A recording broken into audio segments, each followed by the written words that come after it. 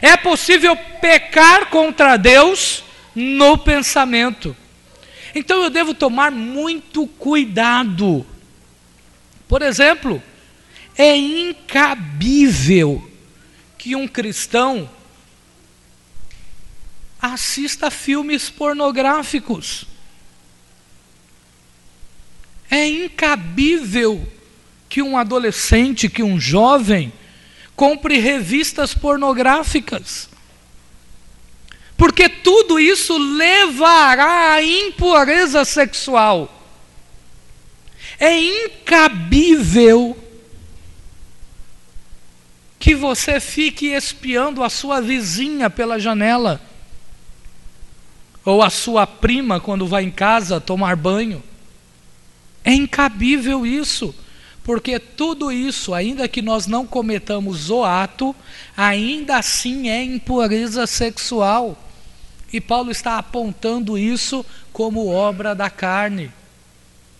Olha só o outro termo que o apóstolo aponta aqui.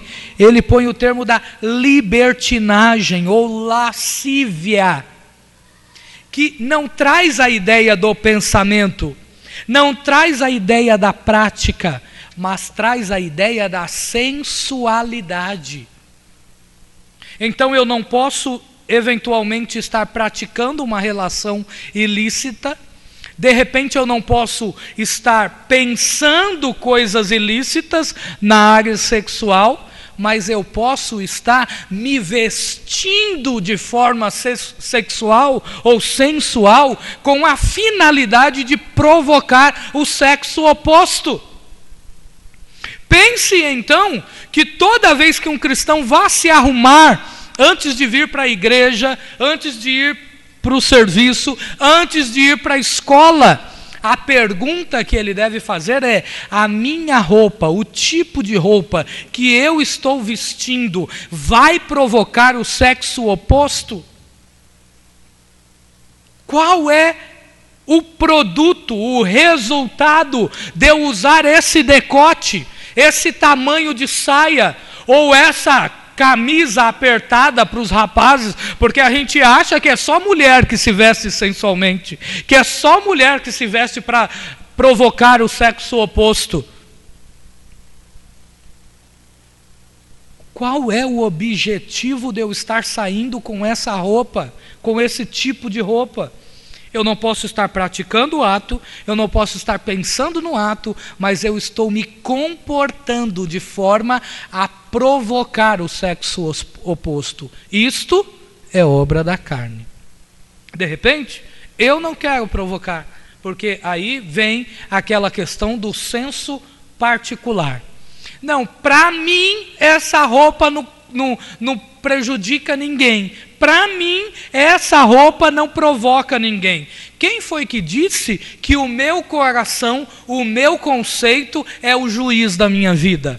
O juiz da minha vida é o Senhor, é o Espírito Santo, é a palavra de Deus. É Ele que é o Senhor da minha vida. É com base no que a palavra de Deus rege, é que eu tenho que viver. Então eu preciso me preocupar como anda a minha vida, sim. O outro grupo de pecados, e eu poderia ficar aqui uma terça só em cada grupo desse, mas a gente tem que correr um pouco também, porque eu tenho outras epístolas, e a cada vez que chega o mês par e chega uma reunião, eu posso sair e eu não quero terminar a epístola, não quero sair sem terminar a epístola aqui com os irmãos. Olhem só do versículo 20 ainda, né? Os pecados de natureza social, de relacionamentos. Paulo continua, e ele diz: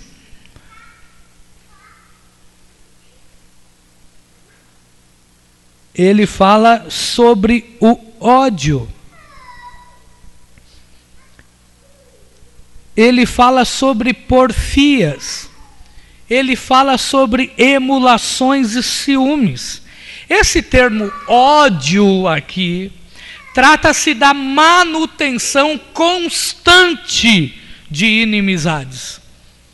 Trata-se de explosões de ódio, de contendas, de pessoas que sempre é número um e sempre são bem-sucedidas em fazer inimigos. Ele sempre está apontando, ó, eu não gosto daquela pessoa, eu não gosto dessa, eu não gosto daquele outro. Sempre tem alguém que é inimigo dele. E ele se sai muito bem em fazer inimigos por conta do seu ódio.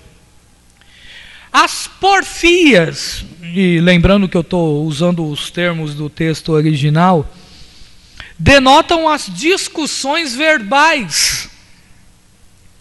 Apenas as discussões no campo da fala. Há emulações ou ciúmes. Trata das pessoas que são invejosas. Mais para frente nós vamos ver isso de novo. Trata das pessoas que têm ciúmes do outro apenas porque o outro está se dando bem. Sabe aquele tipo de pessoa que quando vê que você comprou o carro, ele fica triste porque você comprou o carro?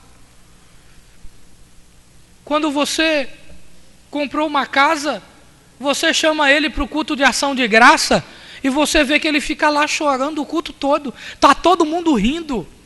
Está todo mundo contente porque Deus te deu a casa e ele está lá no canto triste. Por que não sou eu? Por que Deus não dá para mim? É incrível isso. É muito mais fácil nós chorarmos com os que choram do que se alegrar com os que se alegram.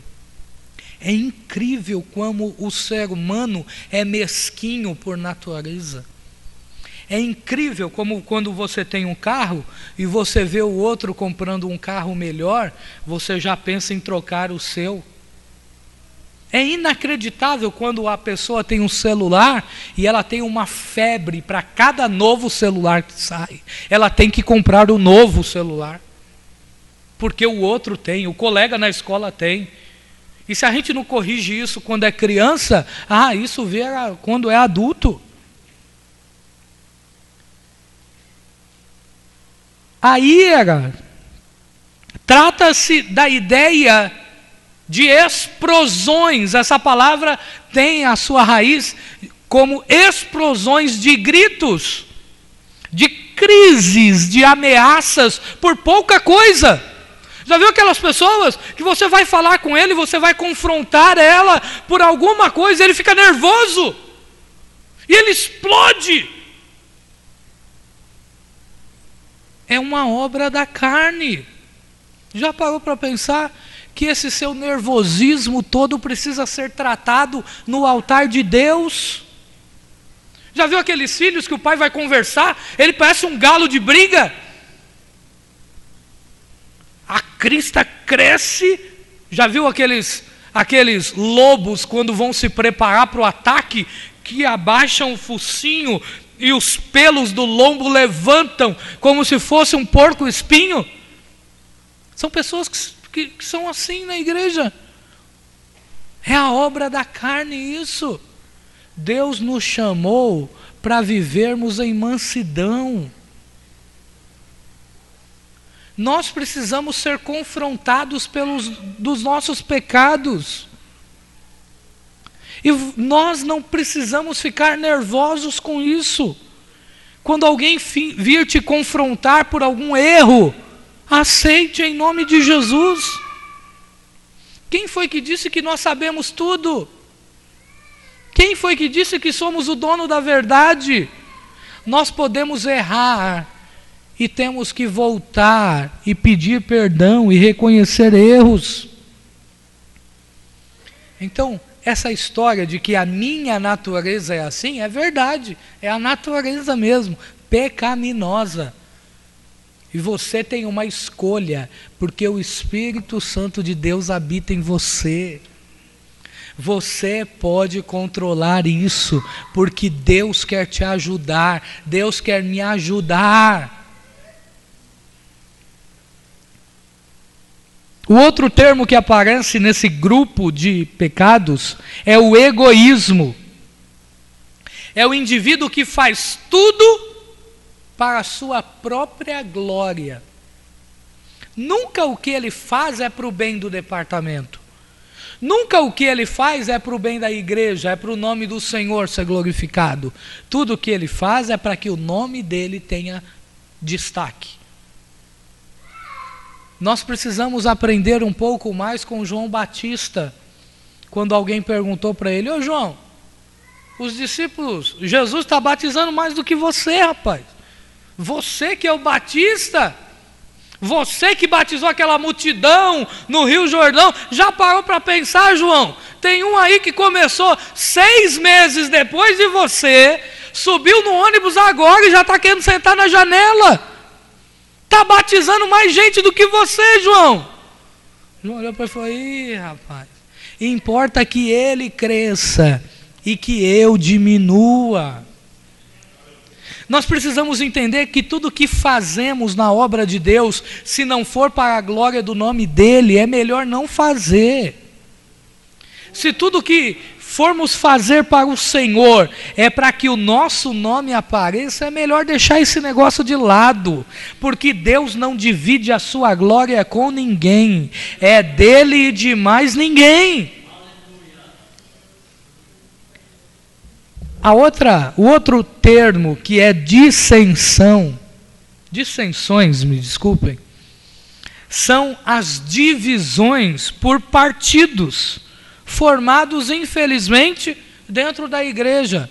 Lembram lá da igreja de Corinto? Eu sou de Paulo, eu sou de Apolo, eu sou de Pedro, eu sou de Jesus. Paulo cita essa mesma palavra lá. E Paulo está dizendo que esse tipo de divisão na igreja é obra da carne. Esse negócio de falar: não, eu congrego aqui no Ponte Alta, eu não vou cooperar com a subcongregação coisa nenhuma. Eu congrego lá na subcongregação, eu não vou no Ponte Alta coisa nenhuma. Esse negócio é obra da carne. Esse negócio não é o Espírito Santo, não. É que nem aquela história de quando um líder de departamento convida um grupo para vir no seu culto e o grupo não vem. Aí ele diz: ele que me aguarde. Que aí quando ele me convidar eu não vou. Não, eu convidei o grupo lá do Ponte Alta 2 e o grupo não veio. Já que o grupo não veio, quando eles precisarem da gente, então deixa eles, eu não vou também.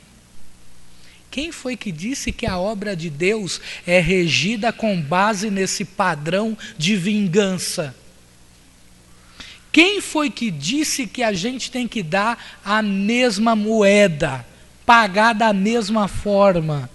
Eu acho que não foi assim que Jesus nos ensinou.